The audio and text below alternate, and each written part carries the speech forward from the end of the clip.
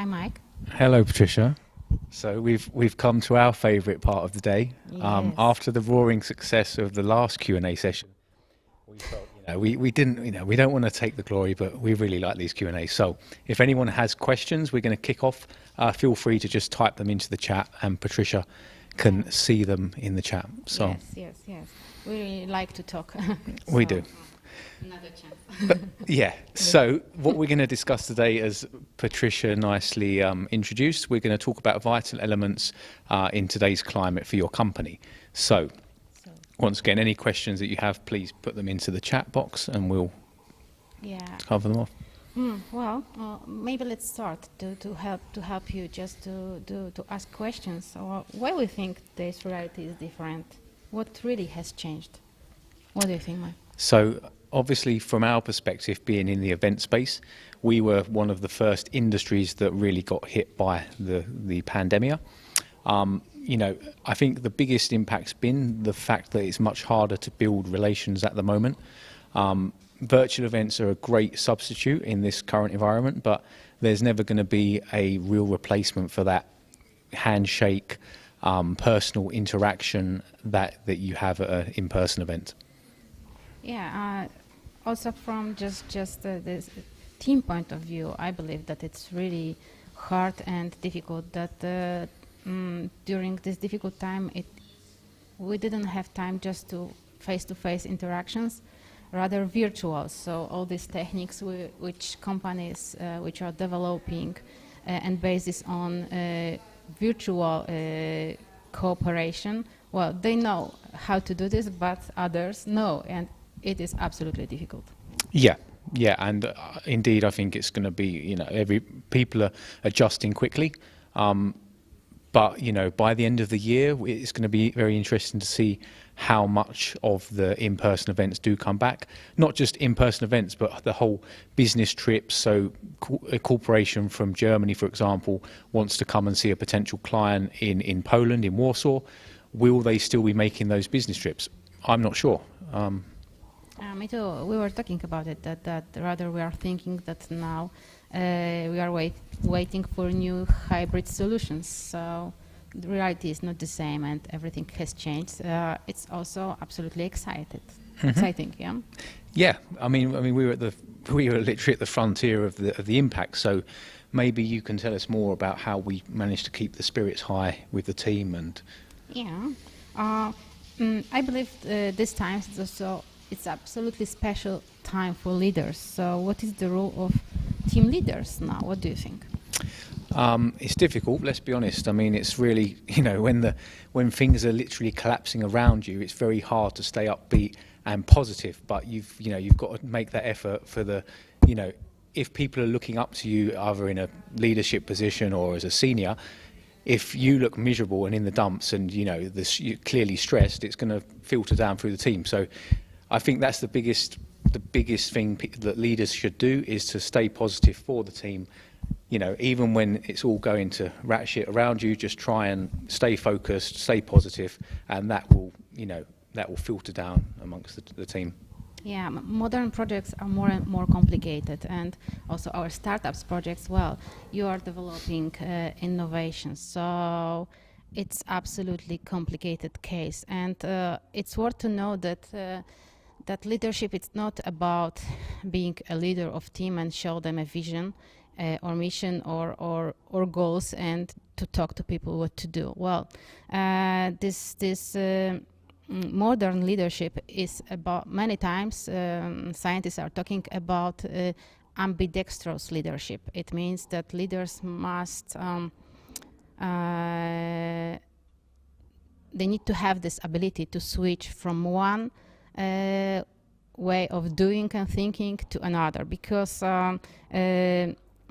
innovation process are not linear. So it's a lot is changing, and people need totally different things from leaders to help them to do innovation. So it's not only to have one rule as a leader. For example, with great authority leader, but also there is a lot of types of leadership, like servant leadership, right, like ethical leadership, and many others kinds of leadership. So let's. My proposition is to read about ambidextrous leadership, because it's a kind of leadership that can help you during these difficult times. Yeah, and just to highlight, so all of us in the team, one day we were a barista, one day we were a butler. It was literally, pizza delivery guy, whatever was required, people would just muck in, and there was no hierarchical, aspect to it, which is really, as Patrycja said, it's really ambidextrous and very nice to work in. Yeah, and also I need to underline this rule of women leaders also in teams, because they are still underrepresented, and teams which would take care about diversity and inclusion just works better. So we need men and women in teams. We need people who got different skills, and such teams, such leader teams are really just better. So our scientific projects are talking about it. Absolutely. I mean, and just this isn't a virtue signaling statement, but we're actually 70% female. So, we practice what we preach, and I can tell you, without a doubt, it's why we've managed to get through this, disastrous situation over the past few months, and we're still pushing ahead and forging on. Yes. So I would like to ask you about team. How we should take care about team these times. What do you think? So my first opinion is that it's completely the wrong approach to start culling, employees, because you've got to remember these are the people that helped the company grow and get to where it is. It's almost, imagine the impact, imagine the impression it makes to the people that you do keep on when they've lost 30 to 40% of their colleagues. It's going to create a really negative vibe in the company. And yeah, I do get it. It's not practical in all companies to maintain the whole workforce, but if you have the option to, maybe reduce salaries, talk to everybody, make sure there's clear, everybody knows what's going on, and try and keep everybody on board as much as possible. Yeah, absolutely. So I believe that it's also totally important to this really deep involvement of people in our projects. So also maybe somebody you need to give them shares. Also you need to really give them possibility to make decisions and to work really deeply together. It can help to keep them in the team, even if, for example, your cash flow is going down and you have really great problems with exactly. Payments. If your finances aren't looking too strong, but you've got loads of equity in the company, then it makes sense to create a generous employee share option pool, and that's how that's how you retain the talent and the vital colleagues that have brought you to where you are. So, absolutely. What do you think? What is important from managerial point of view?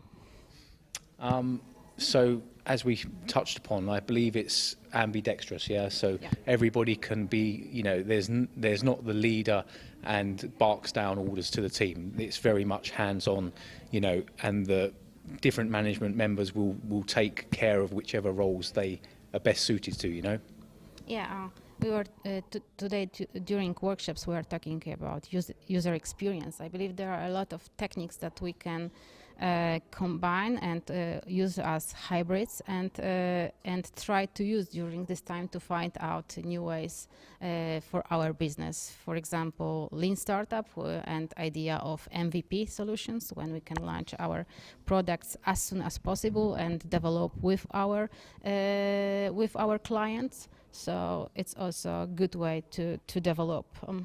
Yeah, and indeed, if anybody's watching now and you've got a question you'd like us to answer, please type away, and we will aim to give you a most valuable answer as possible.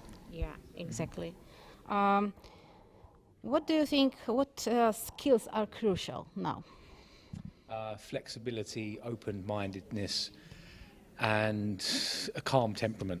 This isn't the environment where you need lots of hotheads all fighting over who's right. I've worked in those environments, not much fun. No, it's time for calm, cool heads will prevail, and cohesion and teamwork. That's the moral of the story. Yeah, and we shouldn't for sure forget about empathy.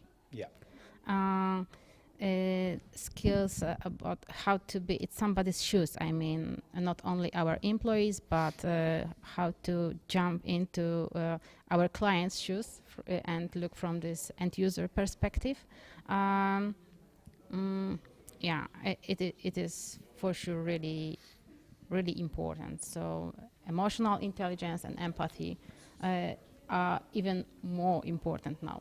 Absolutely. It's there's a saying, you'd rather work with somebody that's a nice person, easy to get along with, as opposed to a superstar, for example, digital marketing specialist, who's a real, twit, because it just creates a divide in the team, in the company, and it's not very pleasant. So everybody just needs to, stay calm. Yeah. I think also that during current work, it is worth to remember that during our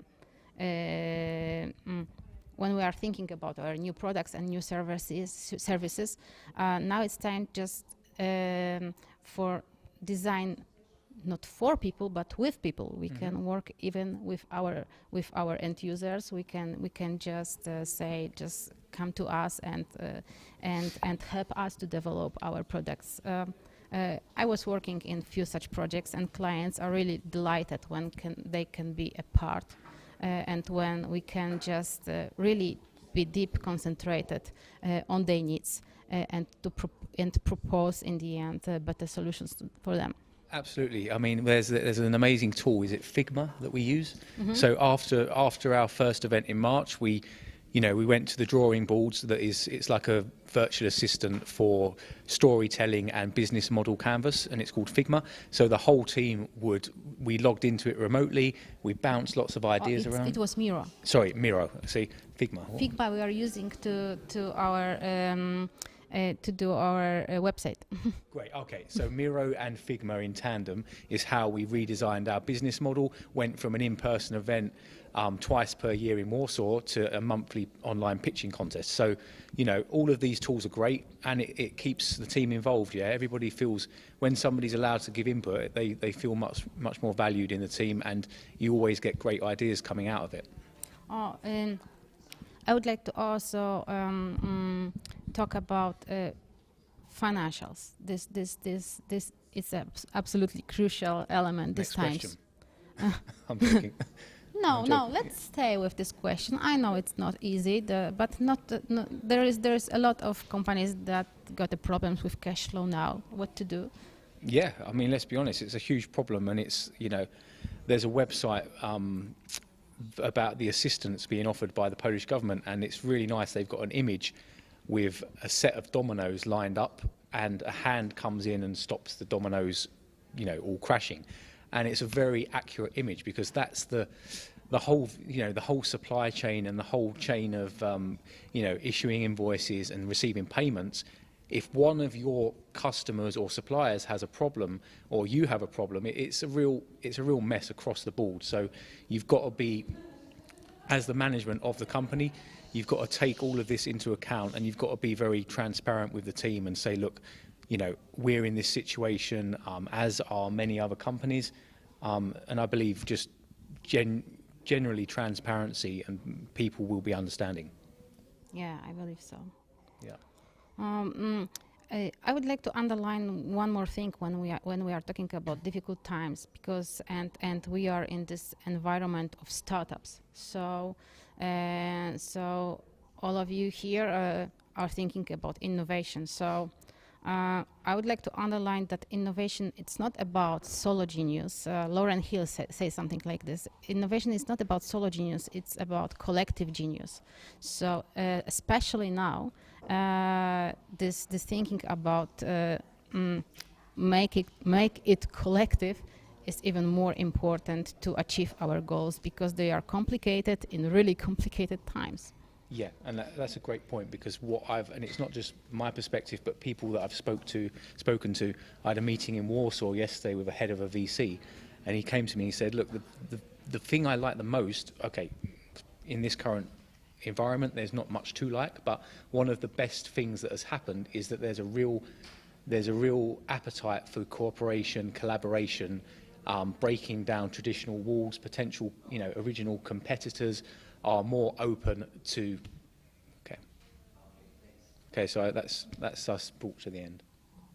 Yeah, Alicia came and said that we should finish. Okay. So in the end, I would like to say that during these times, we should be really thankful to people who are working with us, and we should take care about our team, about ourselves. So I think maybe it's a good moment also to say thank you to our team who prepared today's conference. Exactly, and yeah, if without the team that we have here today in Wrocław that have been with us from last year all the way through until now, and it's exactly the same team, we wouldn't be able to do what we do right now without them. So huge thanks to everybody involved. Yeah, and you too should always remember about this, that it's absolutely not about solo genius, but collective genius.